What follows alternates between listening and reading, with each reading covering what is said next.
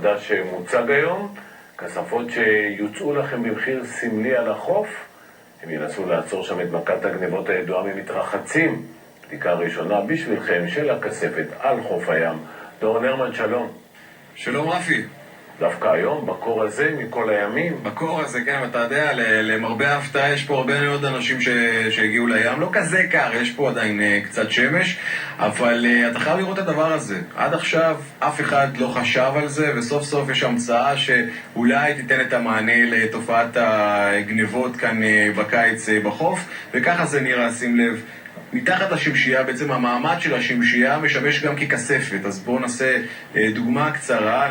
משקפי השמש שלי למשל, אני מכניס אותם פנימה ביחד עם הפלאפון הנייד שלי, ופה יש מין מפתח כזה, שים לב, אני סוגר את הכספת, מוציא, רגע, תכף אני אוציא, מוציא את המפתח הקטן שאפשר לקשור אותו כצמיד ליד, ואז אתה יכול לשחות, לעשות מה שאתה רוצה. בעצם כל החפצים שמורים היטב בכספת, תהיה גם מצלמה שתכסה את כל האזור הזה, כך שבעצם לא יהיו אירועים חריגים או שמישהו ינסה בטעות לפרוץ את הכספת. כל כך פשוט שמתבקשת השאלה, איך לא יישמו את זה קודם? לא חשבו על זה? חשבו על זה קודם. הבעיה שהייתה התנגדות מצד כל מיני גורמים, המשטרה, עד שהגיעו להבנות שצריכים להציב מצלמות אבטחה שיחסו את השטח.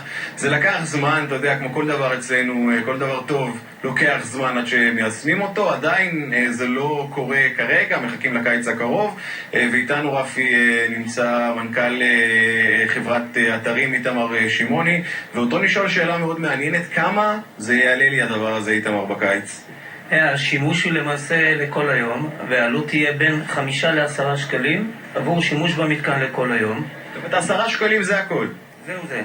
כי יש כרגע רצון טוב של כל הגורמים, גם של עיריית תל אביב, גם של אתרים, גם של משטרת ישראל. על כמה כספות מדובר? רפי שואל באולפן, על כמה אנחנו מדברים, כמה כספות כאלה אתם הולכים להציב פה בכל החופים של תל אביב? מדובר על אלפים לאורך החופים, וככל שתהיינה ביקוש מצד הציבור, מצד ציבור המתרחצים, מצד הבאים ומבקרים את חוף הים, אנחנו נעלה בדיוק בהתאם לדרישה. והלו"ז, מתי זה קורה? קיץ הקרוב אני יכול לבוא לפה עם המשפחה שלי לחוף הים ולשים את כל הדברים שלי בכספת הזאת? אתה יכול לומר לרפי שבקיץ הקרוב הוא יגיע עם הארנק, עם המשפחה, וישים את הגופייה פנימה, את הארנק פנימה, וילך לשחות. רפי, שמעת? אתה בקיץ הקרוב מגיע לפה ואתה תהיה הלקוח הראשון של הפרויקט הזה, ותשים את כל הדברים שלך בתוך הכספת ותצא לשחות עם הדגים במים בכיף. יפה.